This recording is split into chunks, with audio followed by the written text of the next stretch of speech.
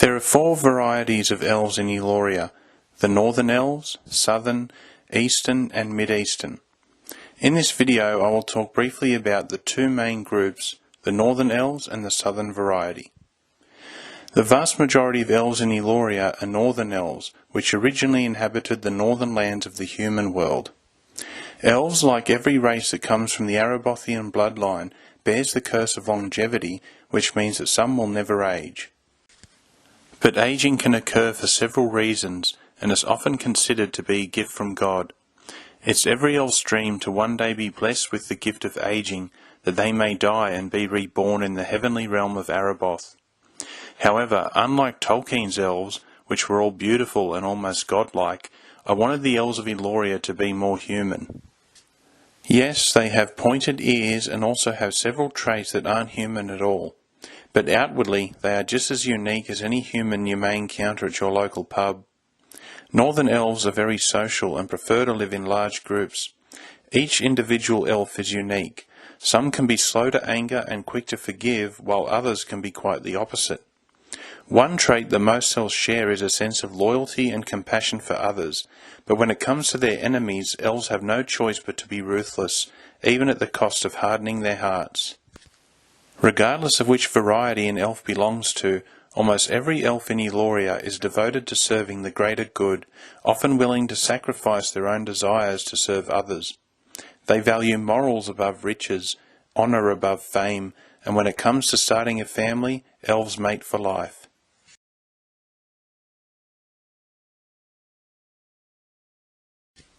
Identical in appearance to their kin of the north, these elves originated from a wilder, southern land in the human world. Unlike northerners, southern elves prefer to live in the wild places of Eloria, and every southerner suffers from a fear of confinement. They are able to enter the confines of a castle or city, but are incapable of staying too long, lest their health begin to deteriorate. The greatest archers, the eyes of a southern elf are able to zoom in on a target. Remarkable hunters and trackers, their senses are more heightened than the elves of other varieties. In fact, their greatest warriors, the wild wood rangers, are capable of moving through a forest without making a sound. And it's been said that most of the orcs they've killed never heard the sound of the arrow until it pierced their heart.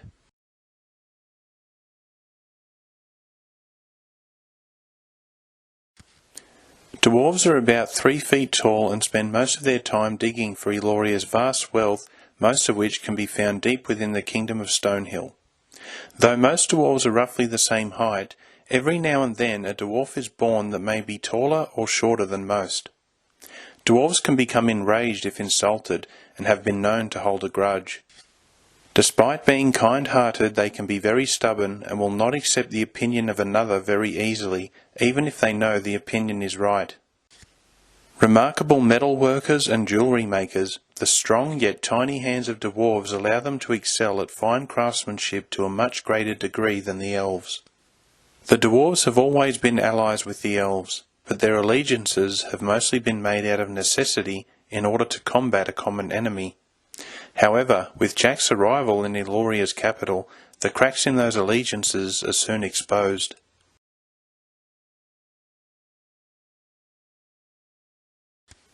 With thick grey hides, the orcs were bred in the mountains of Midland but entered Eloria with the Red Dragon's army, with the Great War commencing soon after.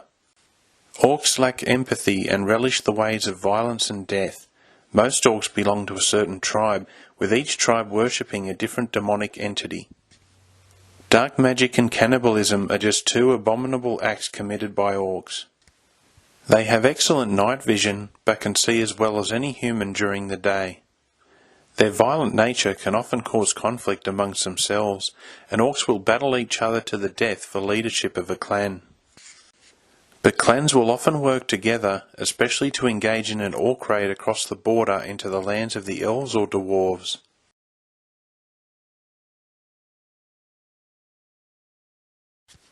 Goblins are the sworn enemies of the dwarves. They are 3 feet tall, have dark green skin, long pointy noses and pointy ears.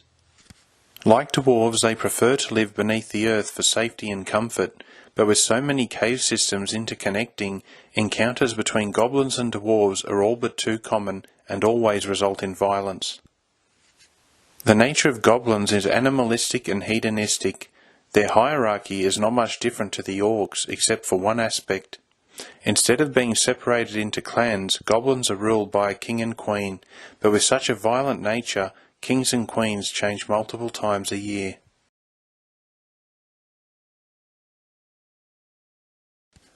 Originating in the human world, these giant humanoids were once worshipped as gods, but when humanity turned from the path of wickedness and embraced the King of the Law's covenant, most giants were driven from the lands of men. Despite their size, which generally ranged from 12 to 18 feet tall, giants were no different in appearance than man. Strong and intelligent, some solitary giants have, in the past, offered their services to the kings of men in exchange for resources and protection. Their strength would be put to good use on the battlefield or by moving large stones to build great structures.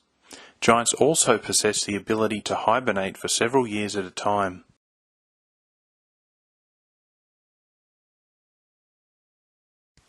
A subspecies of giant, the Fomorian variety, were some of the first to be born in the northern lands of Midland, countries of forests and mountains covered in snow and ice. The last of these giants entered Eloria with the Red Dragon's army and fought in the Great War. Only 7 had survived their war against the barbarian tribes of humanity, but they were the largest and strongest of their race. Humanoid in appearance, with 6 fingers on each hand and 6 toes on each foot, their pale blue skin, bright red hair, and long red beards could be seen from afar. Incredibly powerful, highly intelligent, and known for their cruelty against elves and dwarves, these giants ranged anywhere from 12 to 33 feet tall and were impervious to freezing temperatures. Like ordinary giants, they also had the ability to hibernate, which they did when wounded or trapped. However, Fomorians have been known to hibernate much longer, for hundreds, possibly thousands of years. They made their final stand in Eloria at the Siege of Stonehill, with the dwarves forced to battle them one last time. The elf general Balinor Santorian sent his finest warriors to aid the dwarf kingdom. Many lives were lost, but the elves and dwarves were triumphant that day when the greatest of the giants, Balin the Destroyer, was cast into a great crevasse never to be seen again.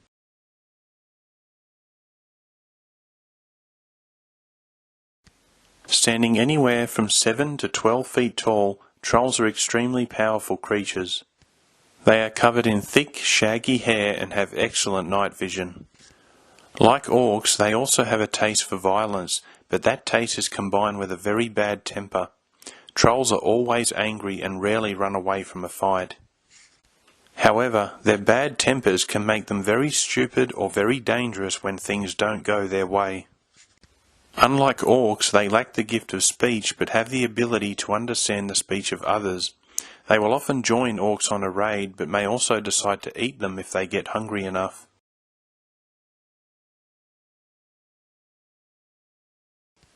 Ogres are a subspecies of troll. They are muscular and strong. Their thick, armoured hides are grey in colour, but unlike their hairy cousins, ogres are considered to be less intelligent. They are greatly feared for their ruthless aggression and sporadic fighting style. In fact, ogres have such a wild and uncalculated way of fighting that they often injure themselves in the fray. Despite their size, they make excellent ambush predators when hunting in their own domain. Their skin has a natural ability to change colour and texture in order to camouflage against their rocky habitats. They can be anywhere from 12 to 15 feet tall, and their weapon of choice is usually a wooden club fitted with a stone head. Ogres are solitary, and though they are capable of producing pieces of clothing from animal hides, they lack the foresight to form alliances with others. Therefore, the weapons and items they possess are usually taken from a corpse. But more often than not, an ogre won't think to make use of the items found with its fallen prey, and so they will continue to hunt with bare hands or primitive clubs of wood and stone.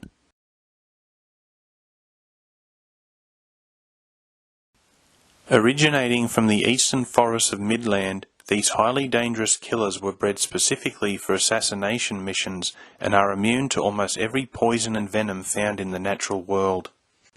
With purple skin and better night vision than orcs, dark elves can operate at night without being detected. They are allergic to direct sunlight and can only move during the day when the clouds are thick and grey.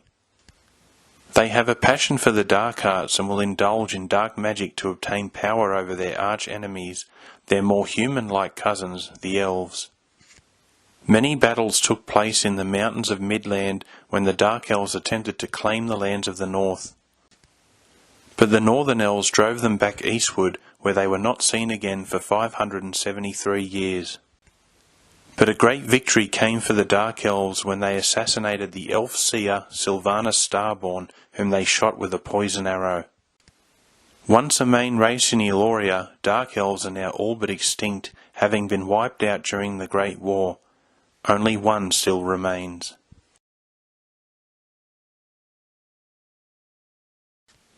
Despite being only 10 inches tall, these tiny beings can be quite assertive, giving them the reputation for being abrasive and selfish. In truth, brownies have a loving and loyal nature, but their intense desire for acceptance from taller humanoids can be quite irritating. If a brownie can afford it, he will try to dress in a similar way to an elf or dwarf in the hope of becoming friends. Brownies hate being ignored or left out of a conversation and will forcefully interject, even if their behaviour is seen as rude. Peddlers by trade, brownies are often perceived by others as scam artists, since many of the so-called goods they attempt to trade are often phony or of inferior quality. Their diet consists mainly of honey, oats and mushrooms, but over the years they have developed a taste for Elorian tobacco and will trade just about anything to get their hands on it, which they will then smoke in a clay pipe.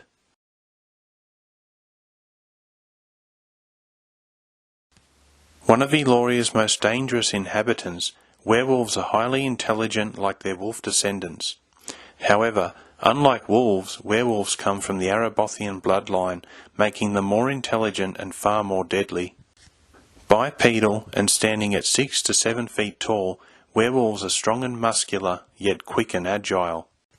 They have been known to run on either 2 legs or 4, but will use their bipedal abilities to climb and even jump between trees.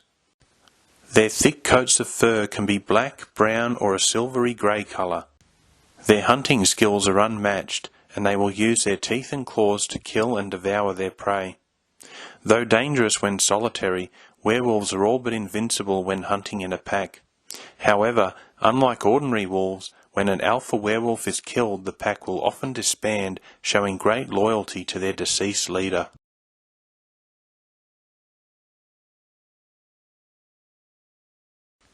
Known as the good werewolf, the wolver is a subspecies of werewolf, but, unlike its larger cousin, the wolver is peaceful and polite. Originating in Scotland, wolvers are now all but extinct, having been hunted down and eaten by their larger cousins. Unlike werewolves, wolvers are prone to taking on human traits such as speech, the making and wearing of clothing, and creating a home for itself, usually inside a cave or abandoned house. Wolvers love to socialise but remain solitary creatures, fearing they will be mistaken for their aggressive cousins. Many wolvers have been hunted down and killed for crimes that were actually committed by werewolves.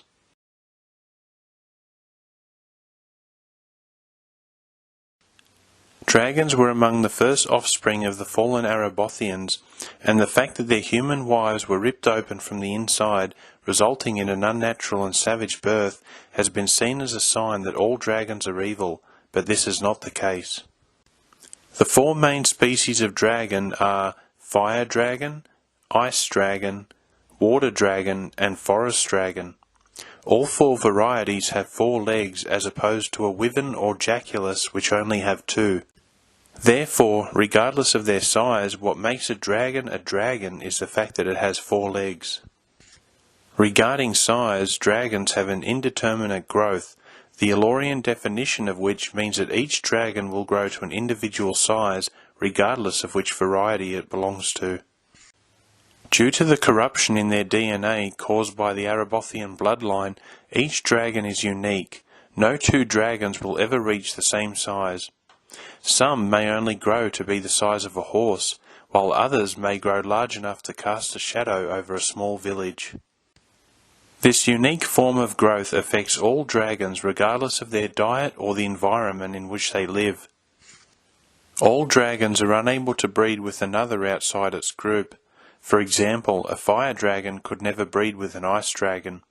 Each dragon must breed within its own group. Once breeding has taken place, a female dragon will lay a single fertilized egg which, depending on environmental factors, could hatch within days or up to 1,000 years. However, dragon eggs do not require any tending to, and after laying her egg, a female dragon will make sure it's well hidden before leaving it behind to fend for itself. Once hatched, a baby dragon will cry for its mother, and if its mother is close by, she will return to care for her offspring.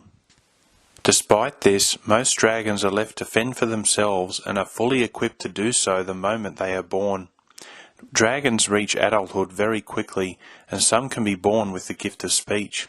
However, in order to speak, a dragon must have a teacher, whether it be another dragon, an elf, or another creature entirely.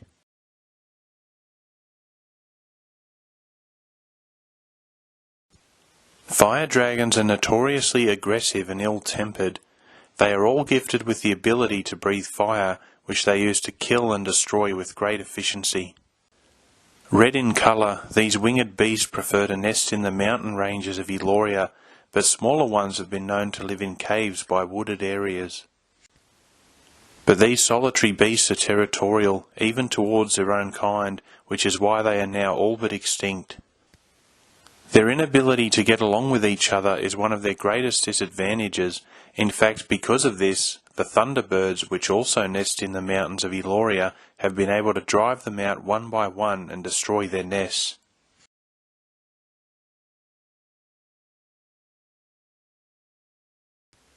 Ice dragons like to nest in the colder regions, preferring to live in snowy or icy environments. They are impervious to cold but not impervious to heat, such as fire, but even though they prefer colder environments, they can still thrive in warmer climates if necessary. Ice dragons are white in colour, which is why they prefer to live in snowy environments where they can camouflage and hide. Unlike their fiery cousins, ice dragons are quite curious and friendly, often playful at times. In fact, it's not uncommon for an ice dragon to make friends with creatures not of its kind. But due to their habitats being situated in cold environments, ice dragons have a very slow birth rate. It's rare for an ice dragon's egg to hatch before 500 years, and most hatch between 800 and 1,000. With food scarce in the snowy mountains, ice dragons will visit the lower regions to hunt. But their slow metabolism gives them the ability to go without food for approximately 5 to 7 years, provided they've already reached adulthood. Due to their gentle nature, the only true enemy of an ice dragon is a fire breather. Fire dragons will prey on ice dragons, but ice dragons have the ability to breathe an ice breath which can be just as fatal to a fire breather as fire is to them. Other enemies of ice dragons include wyverns, but unlike fire breathers, ice dragons have an ally in the Thunderbirds, which will come to the aid of an ice dragon if it's being attacked.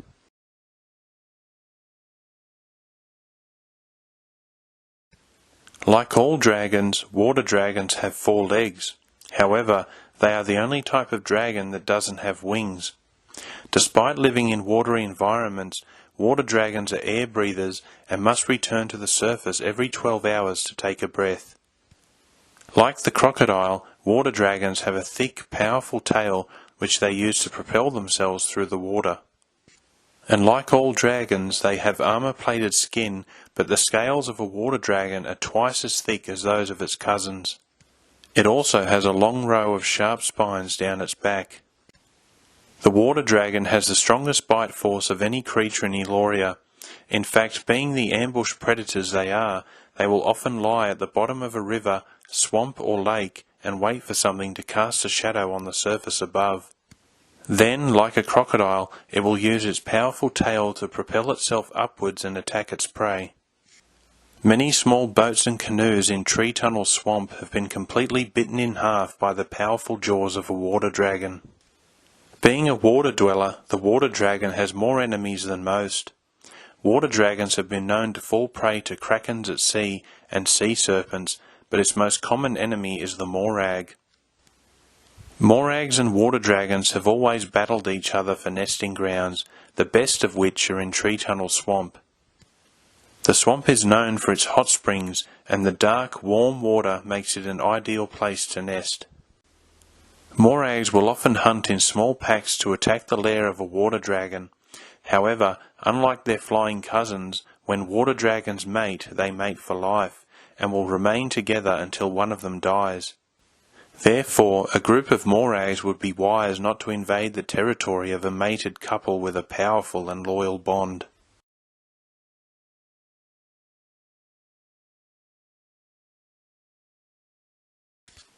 Forest dragons are the most unique and gifted of the four types. Always gifted with speech and a high intellect, forest dragons also possess the ability to camouflage.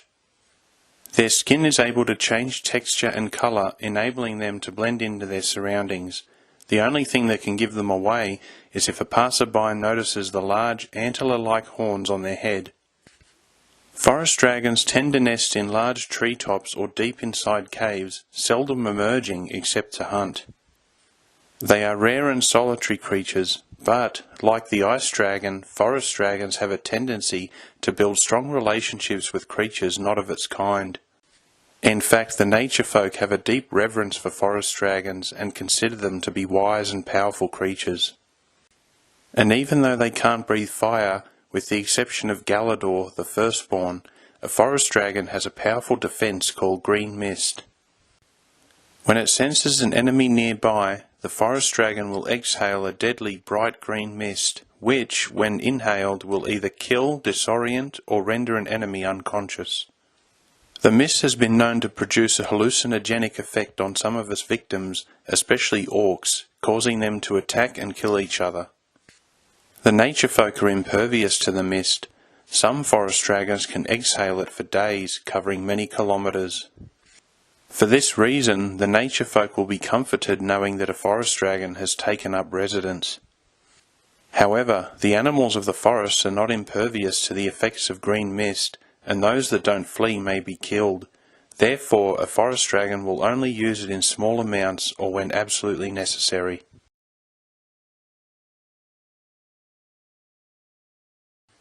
A subspecies of dragon, what separates the wyvern from its counterpart is its appearance.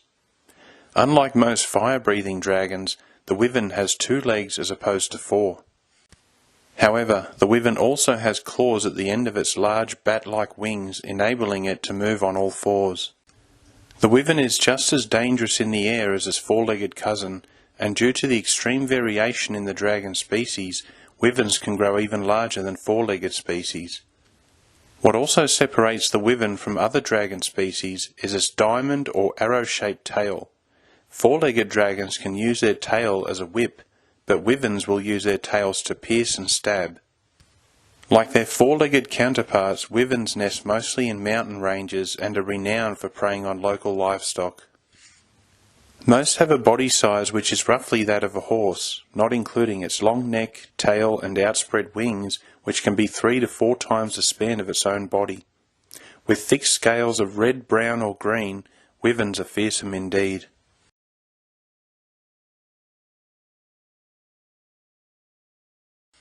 The jaculus is a subspecies of dragon which nests in the treetops and will drop down on its prey to bite its victim's neck. They are similar in appearance to a wyvern, but are much smaller by comparison. Their height is roughly 2 to 3 feet when standing on 2 legs, but jaculi can also crawl along the ground using the tiny claws on their wings. Their wings are very bat-like and they often fly and hunt at night. However, unlike wyverns, the jaculus cannot breathe fire and must rely on a surprise attack to take down its prey. Though savage in appearance, jaculi are quite smart and won't usually attack anything larger than themselves. For this reason, they mostly prey on rabbits, foxes, squirrels, brownies, and gnomes, but sometimes, when food is scarce, they have been known to attack the children of elves and dwarves.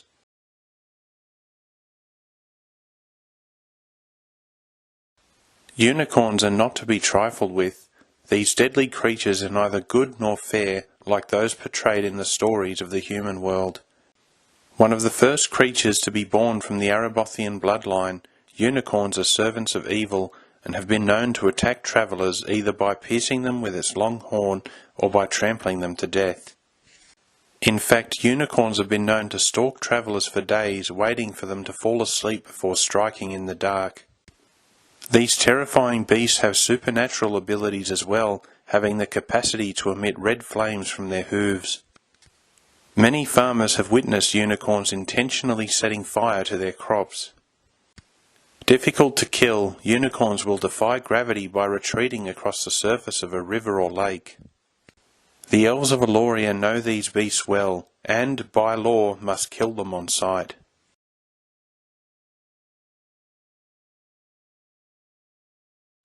Among the rarest of all creatures, white stags are said to be a sign of good fortune or a sign from God himself. Gentle and good, white stags are highly respected by both the nature folk and the elves. However, when an elf by the name of Tiberius Thunderheart killed one of these creatures, he unleashed the fury of the nature folk, which resulted in several skirmishes and the loss of many lives. Not long after the stag's death, the elves of Tarracona suffered greatly when their wells dried up and their grain turned to rot, with many seeing these troubles as a sign of the great sin committed. There were once 3 white stags in Eloria, but now there is only 1, and rumour has it that if the last white stag is killed, then the world of Eloria will come to an end.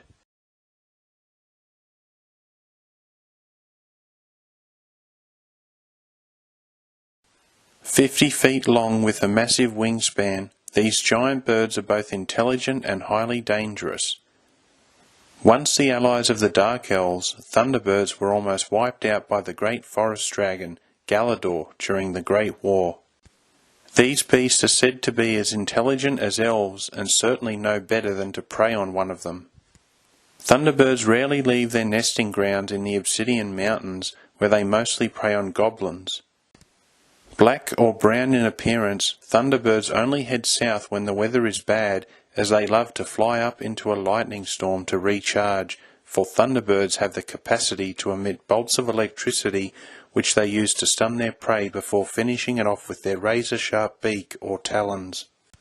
They will also emit lightning as a defense mechanism against fire-breathing dragons. But dragons have a high threshold for pain, which means that Thunderbirds are often forced to battle their enemies head-on, but they must be quick, for many Thunderbirds have fallen prey to dragons' fire.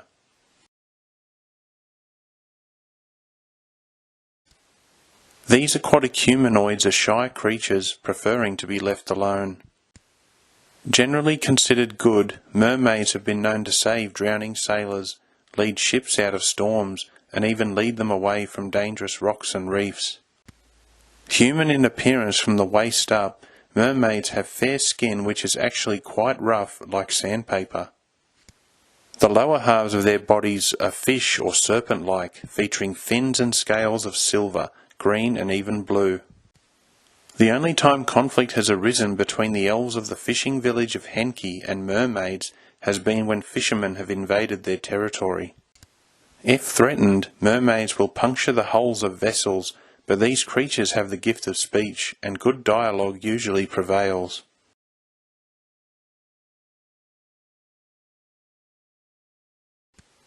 These humanoid creatures are the sworn enemies of mermaids. They are considered by the elves of 𝐏𝐻𝐞𝐫'𝐬 to be most troublesome and will be killed on sight. With sharp claws and teeth, these scaly monsters have been known to pull fishermen from their boats before tearing them to pieces. Highly intelligent and having the ferocity of a shark, Pinari are among the most savage creatures of the sea.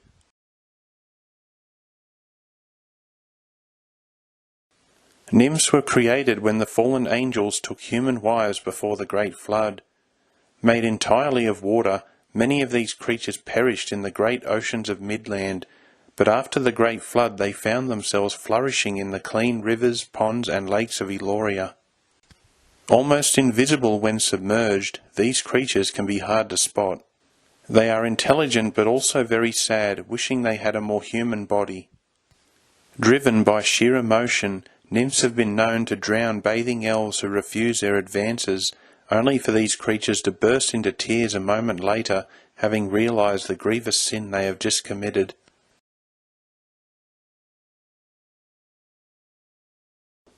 With an indeterminate growth rate, sea serpents have been known to reach immense proportions. Dangerous and aggressive, sea serpents will attack fishing vessels to devour the crew.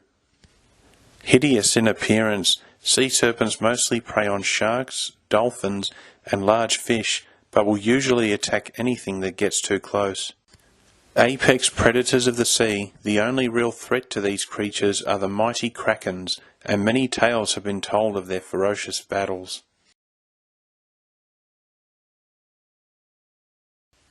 With 8 tentacles, 2 whips, and a beak the size of an elf's shield, the mighty kraken is truly unequalled in both terror and destruction.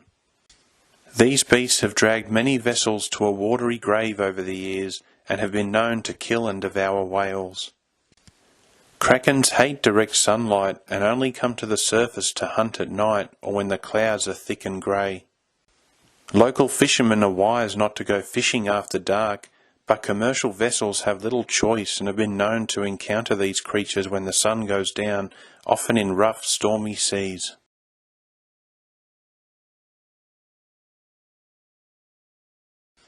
Often mistaken for a sea serpent, morags are mainly found in freshwater rivers and lakes, but possess the ability to survive in saltwater environments.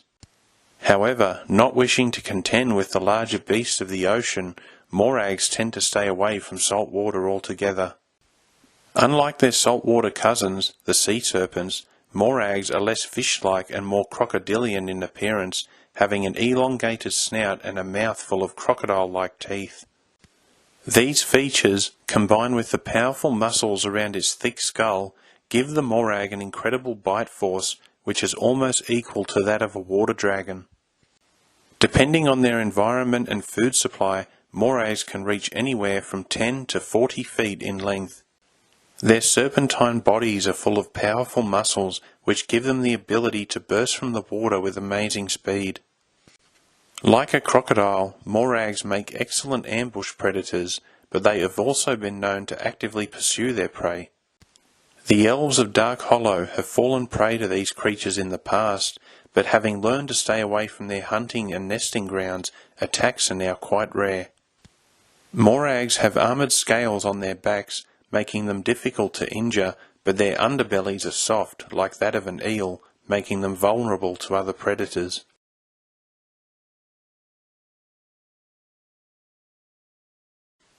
With a dark and sordid history, most fairies call the world of Arethusa home, which can be entered by a magic gateway located at the base of Eloria's tallest oak tree. The oak tree can be found in the forest of the Fairy Queen, but the gateway to Arethusa can only be opened by a fairy or a powerful seer. With earthy and diverse skin tones of green, brown and black, fairies are the handmaidens of nature and can assist with propagation, helping plants and trees to grow. They are also able to heal those plants and trees that may be suffering from disease or encroachment from unwelcome visitors. Led by the Fairy Queen, the fairies of Arethusa entered Eloria during the Great War and sided with the Red Dragon. Eventually they were defeated, and, after receiving a just punishment from the High King of Creation, the fairies repented of their sin and made peace with the elves. However, many fairies still live in Eloria, inhabiting the forest of Dannon, which, to this day, is still largely unexplored. Swift and agile, fairies are allergic to iron, and their skin will burn on contact. Fairies fight using spears and daggers made of wood and stone, but a fairy's greatest weapon and defence is its glamour. Fairies are all but invisible when using their glamour, which only a seer can see past. However, if hit by direct sunlight, a fairy's glamour will be exposed, flashing with green light.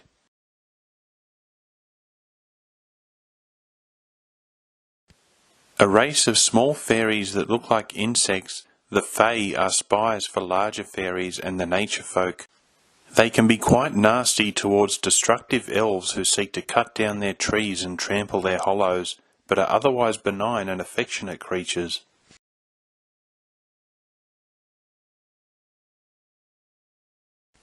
Closely related to the Fae, Pixies are tiny fairies that resemble butterflies, having butterfly-shaped wings. The colours of their wings are just as varied and complex to those of an ordinary butterfly. Their tiny bodies look humanoid but are usually green, yellow or red in colour. They are also gifted with speech. However, their tiny voices are low and they will sometimes have to speak directly into a person's ear to be heard. Gentle and noble in nature, they are great messengers and are widely used by the nature folk to send word to their friends and allies. Like messenger hawks, pixies are vital for communication during times of war. However, since the fairies of Arethusa were punished by the High King, pixies have rarely been seen in abundance except within the confines of the Forest of Danann, but a few have been sighted in the surrounding meadows and forests.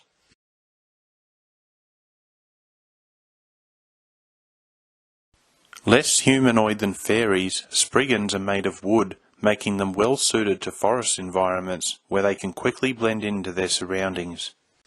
With deer-like antlers and claws of wood, spriggans are powerful creatures. They care deeply for the plants and trees and will kill anyone who attempts to harm them. However, spriggans are territorial and will only attack trespassers.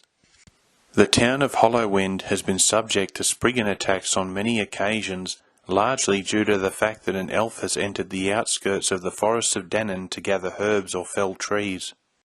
Despite their size and physical power, spriggans also possess the ability to emit earth magic, which takes the form of green lightning, which they can conjure and expel from their wooden hands.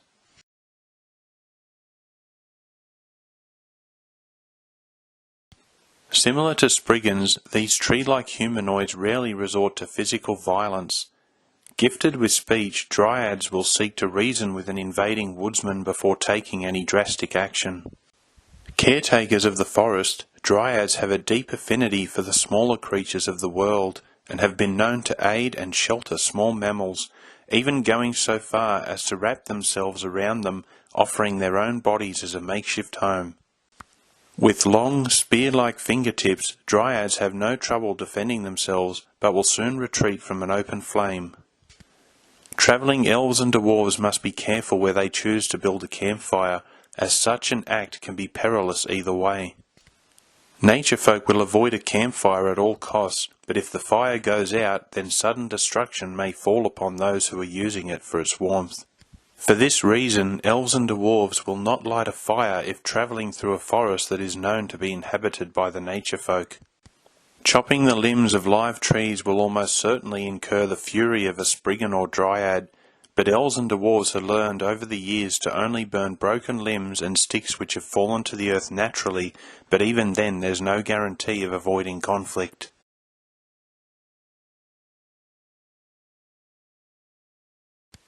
The most evil and perverted of the nature folk, fauns only fall into this category due to their association and sordid history with fairies.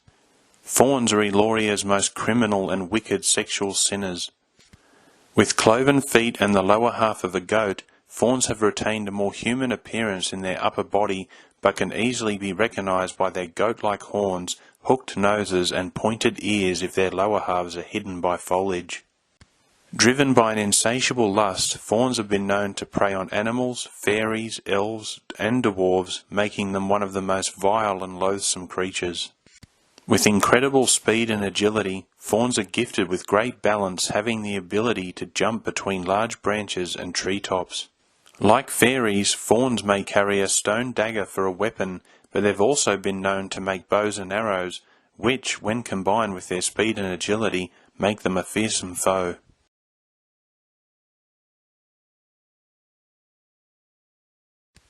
Though rare, minotaurs are extremely aggressive and destructive creatures. An ungodly product of the Nephilim giants' crimes against the animal kingdom, minotaurs are humanoid but more animal than man, taking the form of a humanoid bull. With long sharp horns, one would be wise not to end up on the receiving end of the minotaur's powerful gore. Despite lacking agility and intelligence, minotaurs are among the strongest creatures in Eloria.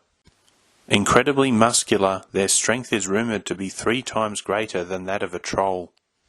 Unlike a common bull, minotaurs are carnivorous and will only eat raw meat, which they will do just about anything to get.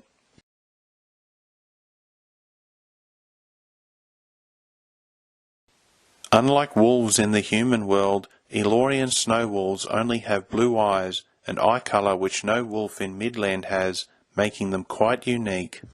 Not only that, but despite not possessing the gift of speech, snow wolves have a much higher intelligence. Similar in size to the largest wolf in Midland, snow wolves are defined by their snow-white fur which covers their entire bodies. There has never been a recorded attack by a snow wolf on an elf or dwarf. In fact, snow wolves have been known to save elves and dwarves in the past from larger creatures. The general of the Sapphire City, Godfrey Starborn, was once saved by a pack of snow wolves from a werewolf attack. With a shy nature, snow wolves are seldom seen, preferring to remain in their hunting grounds of Snow Wolf Forest, which resides between the Forest of Dannon and the Kingdom of Stonehill.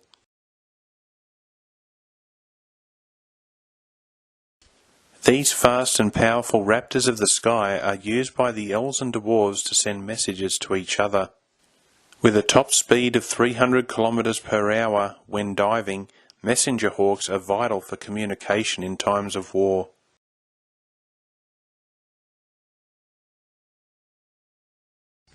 An incredibly powerful wild boar species which occupies many lands throughout Eloria, these beasts were aptly named for their fearlessness and have no problem facing a dragon if it's perceived to be a threat.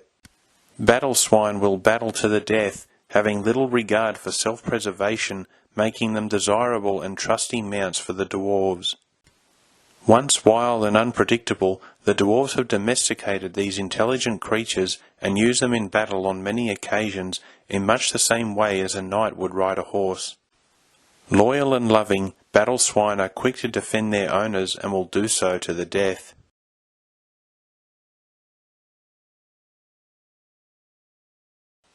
The most deadly arachnid in Eloria, purple tree weavers, have been known to reach immense proportions. Unlike most arachnids, these creatures are both ground-dwelling and arboreal. Depending on their environment, some will dig a deep tunnel between the roots of a large tree and will use fallen leaf matter to weave a trapdoor which they will burst from to ambush their prey.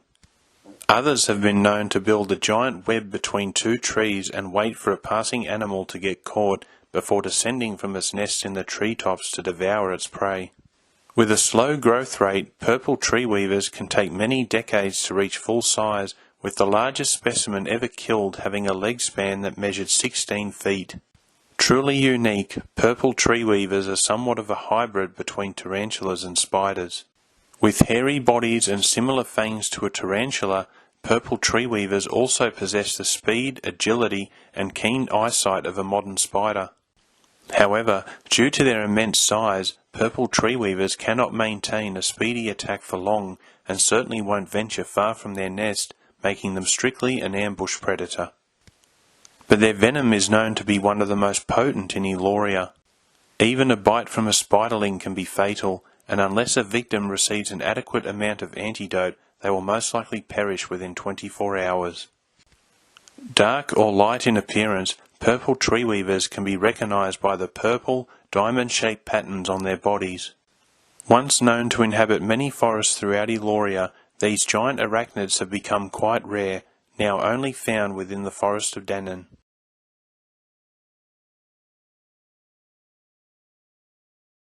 Black in appearance, the giant cave spider is indeed a formidable adversary.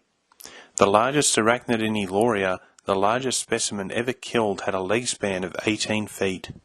However, compared to purple tree weavers, giant cave spiders are much slower and have very poor vision. With a glossy black body, these spiders have tiny hairs on their legs and feet which they use to sense the vibrations of passing prey.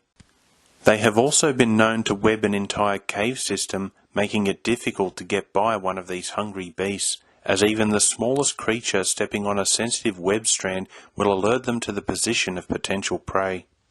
Strictly nocturnal, these spiders will rarely leave the confines of a cave, but may do so if food is scarce. Goblins are the main diet for these spiders, but they will prey on just about anything that enters their cave, whether it's an animal looking for shelter, a dwarf, or even an elf.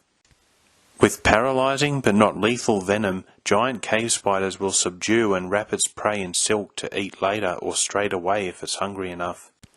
Unlike purple tree weavers, which can only be found in one area, giant cave spiders can be found in many cave systems throughout Eloria.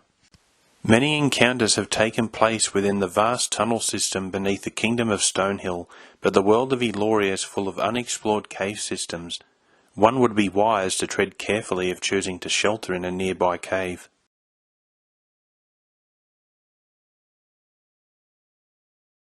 Since Eloria has no moon, the blue star, Benassi, was named after the moon in the human world. She is just as large and has been a light for Elorians in dark times. She has been known to radiate with a white ring around her on certain nights when a new seer has been anointed or an event of great importance is about to take place. Unlike the stars visible in the human world, the Elorian night sky is filled with stars of blue, green, orange, red, yellow, purple, silver, and gold, with each star being unique in size and brightness.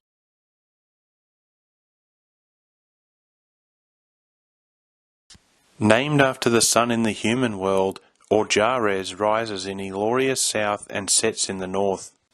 OGRES has been known to glow bright red after a great battle or raid by orcs, expressing his sadness at the loss of life.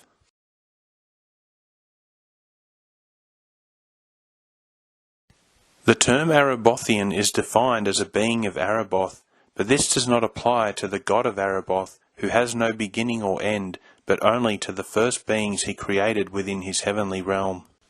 In the human world we know them as angels, but in Eloria they're called Arabothians. These immortal beings of light are too many to be counted, with a third of them having fallen in the Great Rebellion. The 2/3 who remain loyal to the King of the Law continue to serve his will, not just in Midland, but throughout the entire universe. Having the ability to change form, Arabothians can manifest physically or spiritually.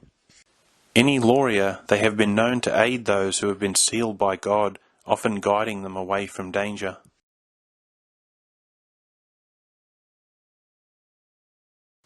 Like all Arabothians, ABYSSIANS were once beautiful beings of light and did the Lord's will without question. However, when God created man, the most beautiful of them, called Abaddon, became jealous, desiring to be equal with God. He convinced mankind to sin, and with his rebellion, a third of the angelic host left the heavenly realm and now inhabit the physical world of Midland. However, as punishment for their actions, Abaddon and his followers were made formless, cursed to wander the earth as spirits of iniquity. To this day they continue to influence wicked men and have been responsible for causing much evil, decay and division. The seers foretold that every being not found in the Book of Life would one day be cast into a realm of darkness called the Dark Abyss, along with Abaddon and his followers. Therefore, the fallen Arabothians were called ABYSSIANS, for that would be their fate, to be cast into the lake of black fire.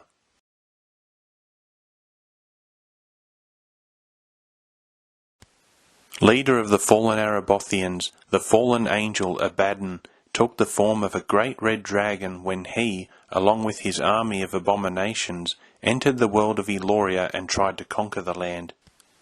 Though he was defeated in Eloria, Abaddon was cast back into the sinful world of Midland. He is the most powerful of the fallen angels, and, to this day, he still roams the earth like a roaring lion seeking whom he may devour. He wishes to conquer not just Midland, but all worlds, along with Eloria and the heavenly realm of Araboth, where he hopes to claim the throne of God.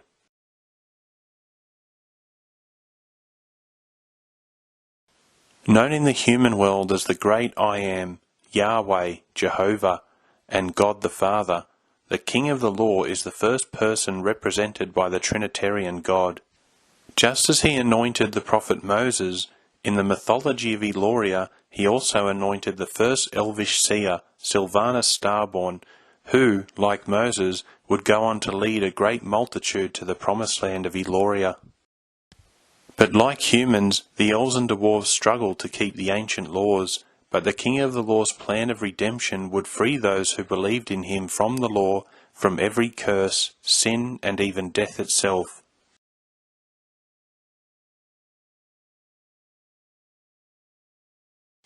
With man's inability to keep the law, the King of the Law entered the world of man in the person of his Son, known in Eloria as the High King of creation, to both fulfill the law and offer himself as a sacrifice for the atonement of sin, thus reconciling man with his Creator.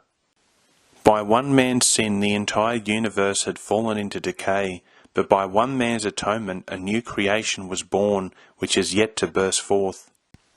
It has been foretold that when the High King returns to Midland, the process of recreation will begin, but this will not be fulfilled until 1,000 years of his eternal reign has ended.